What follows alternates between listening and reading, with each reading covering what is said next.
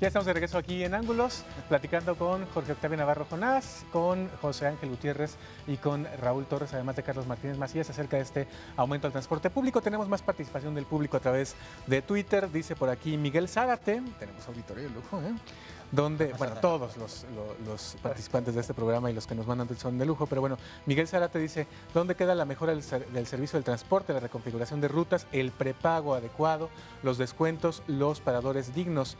Bebelip también nos comenta, burla, choferes borrachos y asesinos cobrando más. Conozco personas que ganan 50 diarios y toman 4 camiones al día, esto es una injusticia. Juan María Sánchez Rico dice, no es sorpresa, la mayoría de alcaldes priistas, gobierno electo priista, sindicatos charros, CROC, bueno, dice CRIC, CTM y gobierno endeble. Y Alex Hermosillo además comenta, dice, increíble que aunque no cumplieron los compromisos de la última alza, les autoricen el aumento. Crónicas Pasajeras trae este asunto también de la economía que quisiera que abordáramos ahora en la mesa, que es, si para trasladarte debes tomar 2 camiones de ida y 2 de vuelta, estarás pagando 28 pesos diarios en transporte público con la nueva tarifa. O sea, hay quien va a destinar la mitad o más del salario mínimo solamente al transporte. El mismo gobierno del estado ya admitió hace un par de años, Ricardo, yo creo que ese porcentaje no ha cambiado sustancialmente.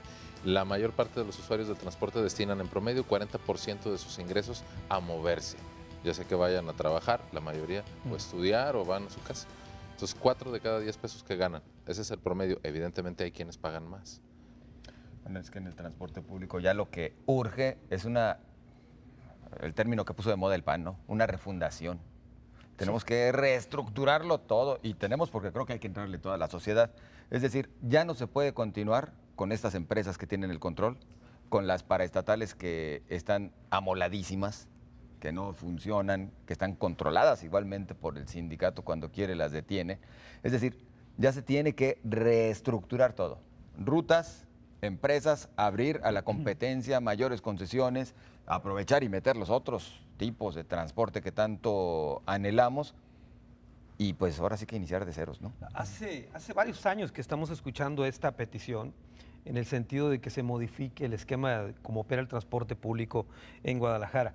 Yo he estado en varias ciudades de México y efectivamente he visto las unidades del transporte, por ejemplo, me tocó verlas en Mochis, en Culiacán, en Obregón, en Veracruz, y la verdad es que las unidades de transporte de esas ciudades están de veras para la chatarra. Las unidades que utilizan en Guadalajara efectivamente son vehículos, pues digamos, relativamente nuevos. El problema no es tanto la unidad como tal, sino el esquema como opera el servicio de transporte público. Estamos hablando de que todavía hasta ahora sigue dándose el esquema en el cual es un correr para ganarse pasaje porque ganan por comisión los choferes. Por cada persona que suben. Por cada persona que suben. Entonces esto provoca estas competencias que ha costado la vida a miles de personas y no exagero. Entonces, ¿qué es lo que se ha dicho? E incluso en México hay otras ciudades que han modificado el modelo y han creado empresas que es la misma empresa que concentra todas las unidades, les fija un salario a los choferes y, bueno, tiene otro tipo de esquemas administrativos. Eso se ha dicho desde hace varios años. ¿Qué es lo que ocurre? Bueno, pues en la misma estructura, la génesis de cómo surgió este movimiento y este pulpo que le llaman, que es correcto, pues no lo permite. Hay que hacer un poquito de un recuento histórico de cómo es que surge la Alianza de Camioneros y cómo surge a partir del SUTAG, el Sindicato Único de Trabajadores del Autotransporte en Jalisco, que vino a quitar las famosas tranvías que había entonces, que eso es una historia aparte. Desde es un ese tiempo. error haber quitado las vías ya estaban. Las quitaron, en 1959 más o menos, quitaron todo eso y entran los camiones. Entonces a partir de ahí empieza a crecer la fuerza de los camioneros. Solamente hubo un gobernador, que recuerdo yo, que llegó a confrontar a los camioneros y que fue Flavio Romero de Velasco, cuando hicieron un paro de servicio y entonces Flavio autorizó que los particulares dieran el servicio. Que ahí es cuando entra el asunto de las combis, ¿no? Ahí surgieron las peceras que le llamaban las combis.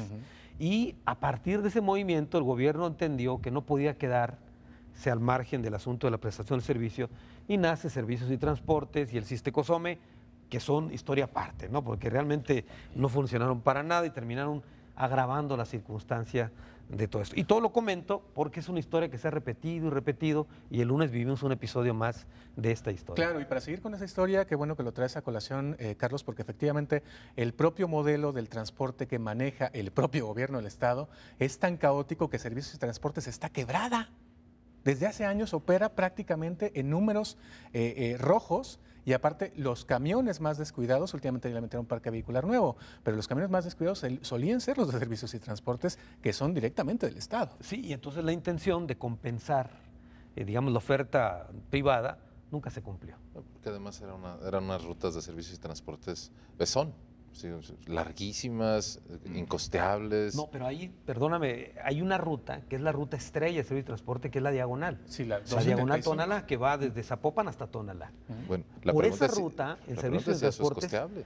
empresarios llegaron a ofrecer 100 millones de pesos por la ruta servicios y transportes. Fíjate qué tan buena es la ruta. Tan es así que es la ruta del corredor diagonal, que es la única que es rentable en servicios y transportes. La única, el diagonal que tiene. Todas las demás no sirven, pero esa es la que mantiene, digamos, alguna estabilidad en esa ruta nada más. Pero, insisto, globalmente, Servicio de Transportes no resolvió el problema. El Sistema Cosome terminó siendo un administrador de un servicio subrogado, que son los minibús, que también tienen su historia aparte. Exacto. Ricardo, a mí me gustaría añadir un punto nada más para cederles la palabra, porque creo que en los fenómenos de las irregularidades en el transporte, cada uno debe tratarse casi con una disciplina aparte. Los choferes, que si las rutas, que cómo están trazadas, etcétera, etcétera. Obvio, no vamos a alcanzar a agotar eso, pero quisiera fijarme nada más en el aspecto político. Es tan fuerte el pulpo camionero, digo, es tan fuerte Jorge Gareda, que les decía en un corte, todos los periodistas lo criticamos, lo tildamos de esto y del otro, y el hombre siempre está pues riéndose con la mano en la cintura porque no hay ley que lo alcance. Lo que tiene de reto enfrente el próximo gobernador es hacer una alianza política con los factores de poder en este estado, que todos sabemos que no son muchos, y poder decir, oigan, ayúdenme, vamos contra esto, por beneficio de todos, por beneficio económico, por beneficio ciudadano, por beneficio político. Y Claro, entonces, no apuntó al respecto, pero hoy en la tarde que le preguntaban acerca de ese asunto, dijo que va a actuar con firmeza y que en este momento no puede hablar un poco más porque todavía es gobernador electo, pero que una vez que llegue va a tener acciones firmes. Vamos a ver si es cierto, porque no hay que olvidar que una buena parte del transporte, como decía un tuitero, forma parte de las cúpulas clientelares tradicionales del PRI que apoyaron a Jorge Aristóteles Sandoval para que llegara a la gubernatura. Bueno, pero ahora ya hay también en el transporte público panistas y priistas, entonces Sí, ahí sí. están compensando en esta lucha de poderes los señores, ¿no? Lo cual también demuestra no una debilidad en ellos, sino la capacidad que tienen para adaptarse a lo que venga y seguir con su negociazo, ¿eh? Pero además hay una cosa, y retomando lo que dice Jonás, a ver, ¿de veras no hay ley que lo alcance? ¿O no hay político que tenga en este momento no.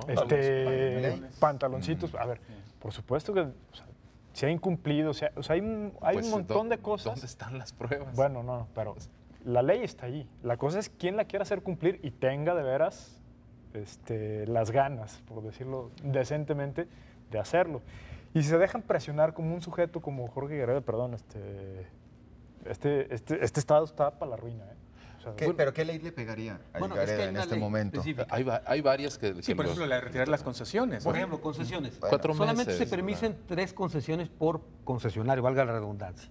Jorge Gareda tiene 3, pero luego su hijo tiene otras 3 y la mamá tiene 3. Y así suma y tiene 24 concesiones su familia directamente. Entonces, De lo que se puede saber. de lo que se puede saber, por supuesto. Pero ahí no le van a entrar porque también muchos políticos y muchos, me atrevo a decir gobernantes y exgobernantes también tienen de 3 en 3 en la familia. Entonces, pues, ¿para qué le O entran? con prestanombres. Pero Exacto. acuérdense que en campaña el PAN, ya llevaba varios años en el gobierno, había dicho que iba a cambiar el status quo y el transporte era una parte. El proyecto Sin de Emilio embargo, González Márquez. no solamente eso, el macrobús, ahora sí que la perla de este gobierno panista, Señor. Es de Jorge Gareda. Jorge Gareda lo consiguió la licitación, ¿no? Sí, sí. El Entonces, tema tú- me parece, sin demeritar para nada lo que dice Raúl, es obvio que la ley existe, pero hay que aplicarla. Y hay autoridades que se han debilitado por periodos casi voluntariamente o porque están coludidas, entonces no es la ley que no le alcanza, lo que no le alcanza son... pero se necesita, creo que todos podemos coincidir en eso, se necesita un movimiento político en el que evidentemente quien tiene que hacer cabeza es el gobernador, porque si de Por algo supuesto. puede tener músculo el gobernador es en organizar políticamente tiene- los Y qué factores. bueno que lo traes a colación, Jonás, porque efectivamente es un asunto político que debe estar en la agenda permanente de todos, de los ciudadanos también. Yo aquí quisiera hacer un mea culpa para los ciudadanos, que es que, pues es que nomás nos acordamos que tenemos transporte y que les podemos reclamar y que les podemos decir que son una barbaridad, un horrible servicio, cada vez que nos aumentan. Mientras tanto, no hablamos del transporte, son bien poquitos los que están impulsando políticas de movilidad distintas, que se cambien las rutas, que están ahí al pendiente de manera permanente. Los ciudadanos también debemos estar de manera permanente exigiéndole, porque luego normalizamos cosas, hasta las muertes del transporte, incluso hasta los medios, ¿no? De repente, otro muerto por el transporte. Y ya lo damos como si fuera algo que tenemos que aceptar. Una fatalidad inevitable. Exacto. Con la acotación de que este no es un llamado, que ahora también el ciudadano le entre con todo.